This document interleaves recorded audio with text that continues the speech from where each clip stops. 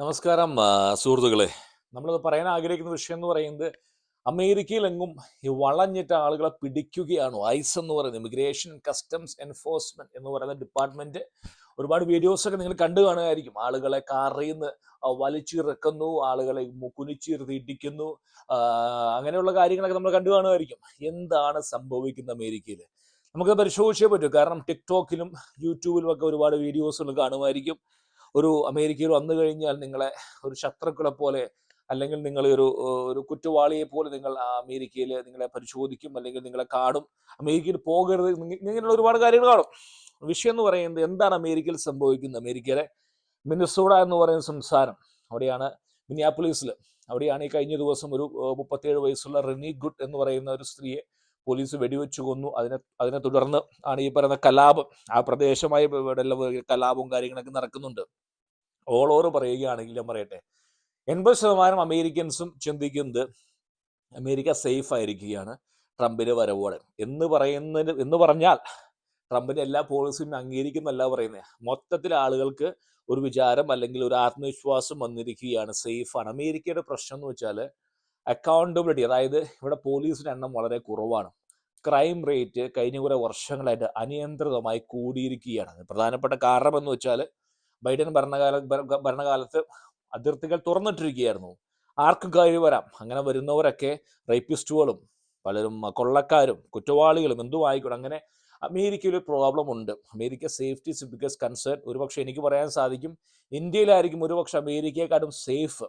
കഴിഞ്ഞ ദിവസമാണ് എൻ്റെ ഒരു കുടുംബാംഗം സംഭവിച്ചൊരു പെൺകുട്ടി ഒരു BMW കാറിൽ ഇവിടുത്തെ ഒരു ഗ്യാസ് സ്റ്റേഷൻ, ഇവിടുത്തെ ഒരു പെട്രോൾ പമ്പിൽ അവിടെ പെട്രോൾ അടിക്കാൻ പോയപ്പോൾ, നമുക്കറിയാം അമേരിക്ക നിങ്ങൾ കണ്ടുപോകണം, വിദേശ രാജ്യങ്ങളിലൊക്കെ നമ്മൾ സ്വയം പ്രവർത്തിക്കണം. ആ പെൺകുട്ടി കാറിൽ നിന്ന് ഇറങ്ങി വന്നിട്ട് പെട്രോൾ അടിക്കാൻ വേണ്ടി പണം അവിടെയുള്ള പറയുന്ന മെഷീനിലേക്ക് കാർഡ് ഇടുന്ന സമയത്ത്, പിൻ നമ്പർ ടൈപ്പ് ചെയ്യുന്ന ആ സമയത്ത് 10-15 സെക്കൻഡുകൾക്കുള്ളിൽ കാറ് വേറൊരുത്തർ ഏകദേശം $1,00,000 എന്ന് പറയുന്നത് ഏകദേശം 1 കോടിയോളം വിലയുള്ള BMW ആഡംബര കാറ് 15-20 സെക്കൻഡും കൊണ്ട് ഒരുത്തൻ കടന്നു കളഞ്ഞു. പട്ടാപ്പകലും എത്രയോ വീടുകൾ ഭവനഭേദനം നടക്കുന്നു, എത്രയോ ആളുകളെ വരും വഴികളിലേക്ക് ആളുകൾ കത്തി കാണിച്ച് ഭീഷണിപ്പെടുത്തുന്നു. ഇതൊക്കെ സർവ്വസ്വാഭാവികമായ കാര്യമാണ്. അമേരിക്കയിലെ സേഫ്റ്റി, അതായത് അപ്പോൾ ഇന്ത്യൻസ് പറയുന്നത് വീട് വാങ്ങുമ്പോൾ എപ്പോഴും പരിശോധിക്കുന്ന കാര്യം എന്ന് പറയുന്നത് സേഫ് റെക്കോർഡ്. ആ പറഞ്ഞ ടൗൺ അനുസരിച്ചിരിക്കും. മോശം ടൗണുകളിലേക്ക് സ്ഥിരം ഭവനഭേദനം, അങ്ങനെ കവർച്ച, ഇതൊക്കെ വളരെ സ്വാഭാവികമാണ്. പിന്നെ ഈ കടകളിലെ കുത്തിക്കയറുക ആളുകൾ, അങ്ങനെ ഒരു പ്രശ്നം, തിരിച്ച് പ്രോബ്ലം ഉണ്ട്.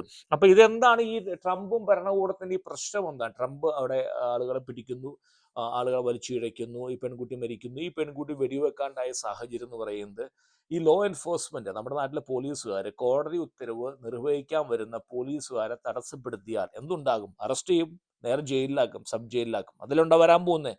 ഇവിടെ സംഭവിച്ചിരുന്നത് മാത്രമേ ഉള്ളൂ. ഈ പറയുന്ന ഉദ്യോഗസ്ഥന്മാരെ ശകാരിക്കുക, ഭീഷണിപ്പെടുത്തുക, അവരെ വഴി തടസ്സപ്പെടുത്തുക. ഇതൊരു ആക്ടിവിസ്റ്റ് മൂവ്മെന്റ് ഉണ്ട് അമേരിക്കയിൽ. ഒരു 60കളിലും 70കളിലും ഒരു ലിബറൽ മൂവ്മെന്റ് ഉടലെടുത്തിരിക്കുകയാണ്. എന്താണ് മൂവ്മെന്റിന്റെ ഉദ്ദേശം എന്ന് പറയുന്നത്? പള്ളി വേണ്ട, പട്ടി മതി, കുട്ടി വേണ്ട, സൈന്യം വേണ്ട, പോലീസ് വേണ്ട, അങ്ങനെ പറയുന്ന ഒരു ഓപ്പൺ ചിന്താഗതി. അതായത് ഫെമിനിസ്റ്റ് എന്ന് പറയാൻ സാധിക്കും. ഞാൻ ഫെമിനിസ്റ്റുകൾക്ക് ഒരിക്കലും എതിരല്ല. കാരണം ഫെമിനിസ്റ്റുകൾ എന്ന് പറയുന്ന ആ ഒരു സംസ്കാരം തീർച്ചയായും കടന്നു വന്നപ്പോൾ നമുക്ക് ഒരുപാട് നല്ല കാര്യം ഉണ്ടായിട്ടുണ്ട്. കാരണം മേലാളന്മാർ പറയുകയാണ് മാവേല് എപ്പോഴും തേങ്ങ ഉണ്ടാവുമെന്ന് പറയുമ്പോൾ അത് തേങ്ങയല്ല, മാവേല് മാങ്ങയാണെന്ന് തിരിച്ചു ചോദിക്കുന്ന ഒരു പെൺകുട്ടി അല്ലെങ്കിൽ ഫെമിനിസം നമുക്ക് നല്ലതാണ്. തീർച്ചയായിട്ടും അവരെയും കൊണ്ട് നമുക്ക് എന്താ പറയുക ചോദ്യങ്ങൾ ചോദിക്കാൻ തലമുറ വന്നു. അതിന് ബാഡ് വശവും ഉണ്ട്. അതായത് ഞങ്ങൾക്കിതൊന്നും ബാധകമല്ല, അങ്ങനെ പറയുന്ന ഒരു കൂട്ടം ആളുകളാണ് ഇതിന്റെ പുറകിലും. ഈ പറയുന്ന ആക്ടിവിസ്റ്റുകൾ ഇവരെ തടസ്സപ്പെടുന്നു. അവർക്കിതൊരു ഹരമാണ്. ഞാനൊരു വീഡിയോ വായിക്കുകയാണ്. അപ്പോൾ ഒരു പെൺകുട്ടി പറയുകയാണ്, അവർ 40 സ്ത്രീയാണ്. അവരാണ്, ഞാൻ ഇവിടെ പ്രദേശത്ത് പുതിയതായി വന്നതാണ്, ഇവിടെ ഈ പ്രതിഷേധങ്ങളൊന്നും ഇല്ലേ? പലരും ഇല്ല, ഞങ്ങളിവിടെ സാധാരണക്കാർ ജീവിക്കുകയാണ്, വലിയ കുഴപ്പങ്ങളൊന്നുമില്ല. പ്രതിഷേധങ്ങളിൽ പങ്കെടുക്കലാണ് എൻ്റെ ഏറ്റവും വലിയ ജോലി. നമുക്ക് പ്രതിഷേധങ്ങൾ സംഘടിപ്പിക്കണം, അതായത് കുത്തിത്തിരിപ്പുണ്ടാക്കുക. ഒരു കൂട്ടം ആളുകൾക്ക് കുത്തിത്തിരിപ്പുണ്ടാക്കുക, അല്ലെങ്കിൽ എന്താ പറയുന്നത് ഐസിന്റെ ജോലി എന്ന് പറയുന്നത് ഇന്ത്യക്കാർ ഒരുപാട് ഇല്ലീഗൽസ് ഉണ്ട്. ഒരു ഇല്ലീഗലായിട്ട് പറയുന്നത് വിസ, അവരുടെ ഡേറ്റ് താമസം ഒന്നും വിഷയമല്ല, പോട്ടെ. പാവപ്പെട്ട പിള്ളേരും പാവപ്പെട്ട കുട്ടികളും ജീവിക്കുന്നു. ഇപ്പോൾ കോളേജിൽ നിന്ന് വരുന്ന കുട്ടികൾക്ക് ഇവിടെ ജോലി എടുക്കാൻ അവകാശമില്ല. എന്നാൽ പോലും അവർ ഗ്യാസ് സ്റ്റേഷനുകളിലും ചെറിയ കടകളിലും ഒക്കെ ജോലി എടുക്കുന്നു. അതൊക്കെ എല്ലാവർക്കും അറിയാം. അവരെ ഒന്നും തെരഞ്ഞു പിടിച്ച് ആക്രമിക്കാൻ ഐസ് വരുന്നില്ല. കാരണം എന്തുകൊണ്ടാണ്? അത് വലിയ സംഭവമുള്ള കേസല്ല. അതൊക്കെ പോട്ടെ. അവർക്ക് ബിഹൈൻഡ് ഒരു ഓർഗനൈസ്ഡ് മൂവ്മെന്റ് ഉണ്ട്. ഈ ഇത്തരത്തിലുള്ള ആളുകളെ പിടിക്കാൻ വരുമ്പോൾ ഈ ആക്ടിവിസ്റ്റുകൾ വേറെ പണിയൊന്നുമില്ല, വീട്ടിൽ വെറുതെ ഇരിക്കുകയായിരിക്കും. അപ്പൊ എന്താ പറയുക, വീടൊക്കെ ലോണൊക്കെ അടഞ്ഞ് വീട്ടിൽ എന്തെങ്കിലുമൊക്കെ മതി. അപ്പൊ രാവിലെ ഇങ്ങനെ ഒരു മൈക്കടങ്ങി ഇറങ്ങും ഈ പറയുന്ന പോലീസുകാരെ തടസ്സപ്പെടുത്തുക. ആക്ടിവിസ്റ്റ് മൂവ്മെന്റ്, ഈ മൂവ്മെന്റുകളാണ് ഈ ലോകത്തിന് മുഴുവൻ ഭീഷണി, ഓസ്ട്രേലിയക്കും ഭീഷണി. ഇവരാണ് ആരെ ക്ഷണിച്ചു വരുത്തിയിരിക്കുന്നത്? ഇവരെല്ലാം വന്നോട്ടെ, ഇവരെല്ലാം ബോട്ടുകാരൊക്കെ വന്നോട്ടെ, ബോട്ടുകാരൊക്കെ സുഹൃത്തുക്കളാന്ന് പറഞ്ഞുകൊണ്ട് ഇവർ ആദ്യം കെട്ടിപ്പിടിച്ച് യൂറോപ്പിന് വഴിക്കാക്കി. ഇവരാണ് ഇപ്പോൾ അമേരിക്കനെ വഴിക്കാക്കി മാറ്റുന്നത്. അപ്പൊ ഞാൻ പറഞ്ഞു വരുന്നത് വെച്ചാൽ ഇതിന്റെ പുറകിൽ എന്ന് പറയുന്നത് വേറെ ആരുമല്ല, ഒരു കൂട്ടം ആളുകൾ നമ്മുടെ നാട്ടിലുണ്ട്. ഷഹീൻ ബാഗ് നമുക്കറിയാലോ, CAക്കെതിരെയുള്ള സമരം. ഓക്കെ, ഇന്ത്യയിൽ പോലും ഇപ്പം ശ്രീമാൻ നരേന്ദ്രമോദി ഡിപ്പോർട്ടേഷൻ ആരംഭിച്ചാൽ, ബംഗ്ലാദേശിൽ ആരംഭിച്ചാൽ ഇതുപോലുള്ള ആക്ടിവിസ്റ്റ് അവിടെയും വരും. അവിടെയും വന്നുകൊണ്ട് ഇവർ വിളിച്ചു വരും, അയ്യോ അവരെല്ലാം നമ്മുടെ സ്വന്തം ആൾക്കാരാണ്, അയ്യോ ഒന്നും ചെയ്യല്ലേ, വീഡിയോസ് എടുക്കും. അത് കട്ട് ചെയ്ത് എഡിറ്റ് ചെയ്ത് കയറ്റി ടിക്ടോക്കിലേക്ക് ഇട്ട് അവരെ മാത്രം പോലീസുകാരെയും പട്ടാളക്കാരെയും ചിത്രീകരിക്കുക. അതായത് അമേരിക്കയിൽ മിനിസോഡയിൽ നടക്കുന്ന സംഭവം എന്ന് പറയുന്നത് വെറും ആക്ടിവിസ്റ്റ് മൂവ്മെന്റ് ആണ്, സർക്കാരിനെ തേച്ചൊട്ടിക്കുക. ഞാൻ പറയുന്നത് എല്ലാ ട്രംപിന്റെ പോളിസിയെല്ലാം അംഗീകരിച്ചുകൊണ്ടല്ല ഞാൻ പറയുന്നത്, എന്നാൽ പോലും പറയുകയാണ് അമേരിക്കനെ സേഫ് ആക്കാൻ ട്രംപ് ചില നടപടി എടുക്കുന്നുണ്ട്. അതിന് എനിക്ക് യാതൊരു പേടിയില്ല പുറത്തു പോകുമ്പോൾ. അപ്പം നാളെ ഞാൻ ഒരു വർഷമായി ട്രംപ് ഭരണത്തിൽ വന്നിട്ട്, ഒരു വർഷമായി. ഇന്നേ വരെ ഈ ഒരു പട്ടാളക്കാരൻ പോയിട്ട് ഒരു പോലീസുകാരൻ വരെ എന്നെ പിടിച്ച് നിർത്തിയിട്ട് ചോദിച്ചിട്ടില്ല. വെറുതെങ്കിലും എന്താ വേണ്ടത്, താങ്കളുടെ ID കാർഡ് ചോദിക്കൂ. ഇവിടെ ഒന്നും ഒരു ഐസ് എവിടെയില്ല. അവർക്കറിയാം എവിടെയാ പോകണ്ടതെന്നും അവിടെ മാത്രമേ അവർ പോകൂ. അല്ലാതെ റോട്ടിൽ കൂടെ പോകുന്ന വെറുതെ ഒരാളെ പിടിച്ചു നിർത്തി എന്നിട്ട് ID താടാമെന്ന് അവർ ചോദിക്കില്ല. അവർക്കറിയാം എവിടെ ഏരിയയിലാണ് ഈ പറയുന്ന സംഘടിതമായിട്ട് ആളുകൾ അക്രമം നടത്തുന്നത്.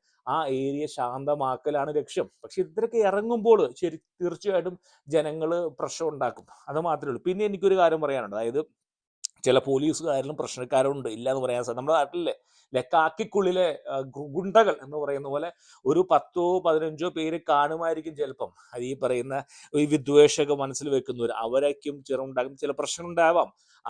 അവരെ കണ്ടെത്തി അവരെയാണ് ഈ പറയുന്ന ഐസ് എന്നുള്ള സംഘടനയുടെ, അല്ലെങ്കിൽ ഐസ് സംഘടനയല്ല, ഐസ് എന്ന് പറയുന്ന ഓർഗനൈസേഷന്റെ വേര് കളയുന്ന കുറച്ചു പേരുണ്ട്. ഈ അതിതീവ്ര ചിന്താഗതിയുള്ള വെള്ളക്കാരും ഉണ്ട്, ചിലതൊക്കെ ഇല്ല എന്നും പറയാൻ സാധിക്കില്ല. അപ്പൊ അവരായിരിക്കാം ഒരു പക്ഷേ ഈ പറയുന്ന എക്സ്ട്രീം നടപടിയിൽ ആളുകളെ വലിച്ചിഴക്കി അങ്ങനെയുള്ള. അപ്പം എന്ത് ചെയ്യാൻ പറ്റും? അവരെ കണ്ടെത്തി അവർക്ക് ട്രെയിനിങ് കൊടുത്തില്ലെങ്കിൽ ഇത് പോകും. പക്ഷേ ഈ ഒരു നടപടി വളരെ നല്ലതാണ്. നിങ്ങൾക്ക് മനസ്സിലായെന്ന് വിചാരിക്കുന്നു, ഇവിടെ ഇന്ത്യക്കാർക്ക് യാതൊരു കുഴപ്പമില്ല. ഇന്ത്യക്കാരും തടഞ്ഞു നിർത്താറില്ല, ആരും ഡിപ്പോർട്ട് ചെയ്യാറില്ല.